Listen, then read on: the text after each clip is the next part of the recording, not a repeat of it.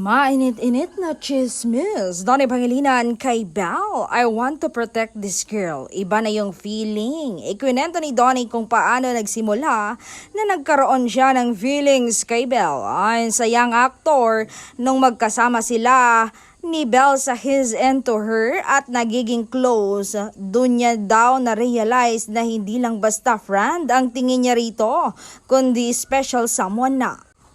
Nung time na nag-heart to heart na raw sila ni Belle, na nag-open up na ito sa kanya ng about everything during those times, doon niya raw nasabi na, oh shucks, I want to protect this girl. Iba na yung feeling.